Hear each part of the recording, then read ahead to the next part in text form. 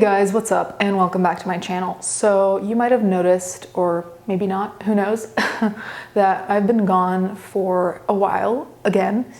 And I kind of just wanted to address that because I always find it really awkward when people are gone when they're usually consistent posters and then they just come back and you're just like, what happened? So I wanted to talk about that for a bit. Sorry if my voice is a bit croaky, but I hurt my throat and it'll be explained. But anyway, basically I've been having a hard time mentally, and that's by no means new, but I think I've mentioned it before and it just kind of happened out of nowhere. I actually posted to Twitter, I don't know, about a month ago being like, oh, I'm better, which was true, but I think it was also like a false sense of security. You know, you have a good day and then you're like, oh, I'm not, you know, in a bad depressive hole anymore.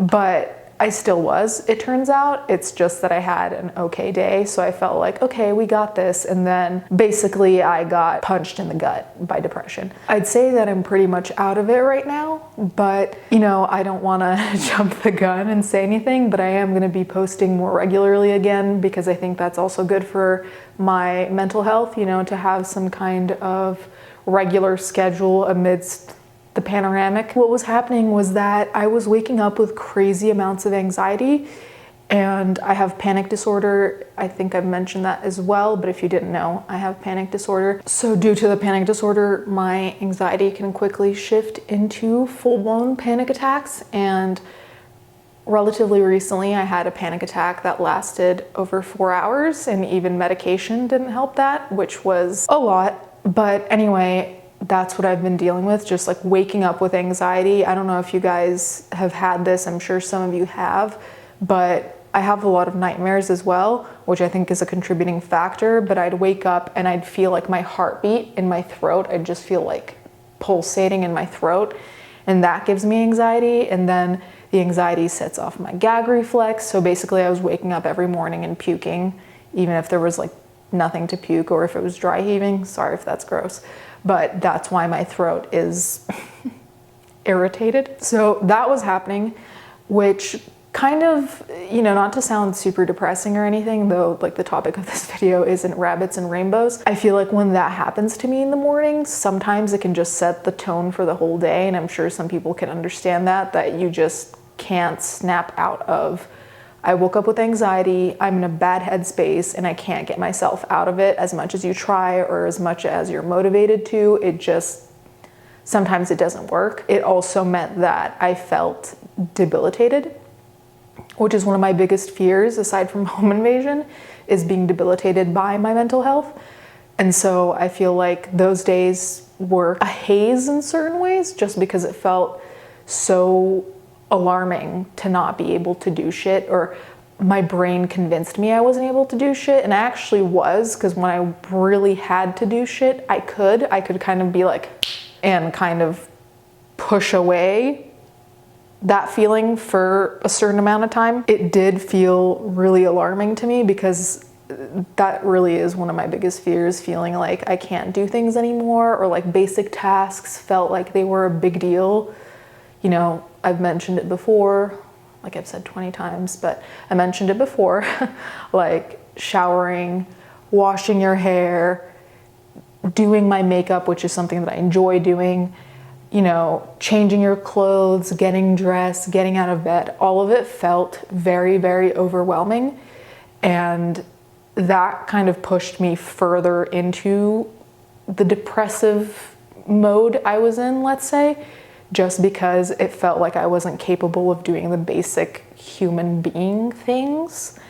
And that was really scary for me, just because I also feel like when you get into that particular headspace, it feels impossible to get out of it.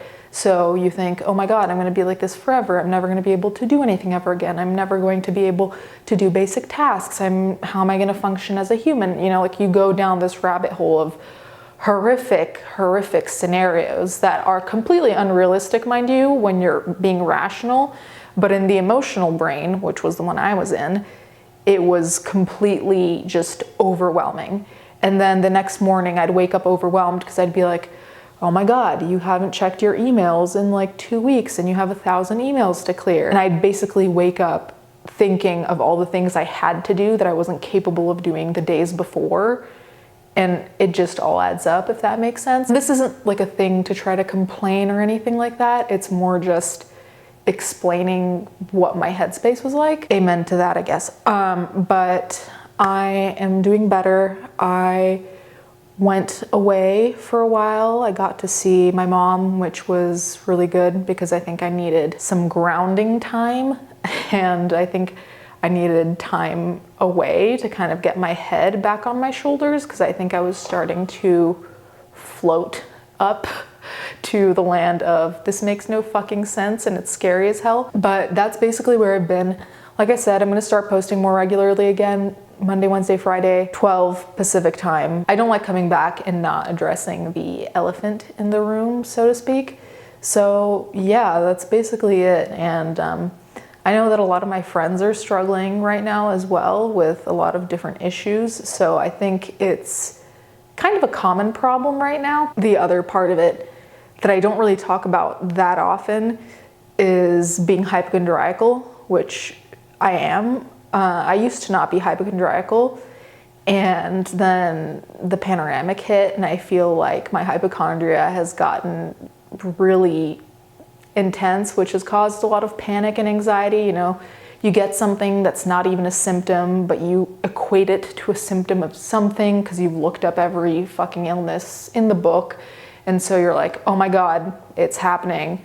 I have this rare disease that 1 out of 3 people have every year or something ridiculous for me. And so that has also been difficult because once that happens and the panic sets in, like I said, I don't feel normal for the rest of the day. Even though the panic subsides, it just still feels like I'm jittery and weird. And I don't want to come on camera being jittery and weird. Not more than usual. Everything's better now. I think I have kind of gotten past all of that. Don't want to jump the gun, but I'm doing a lot better and I'll be more present and more here. I haven't even really been on social media much, which to a lot of people is a good sign because, you know, being on social media less is usually a good thing.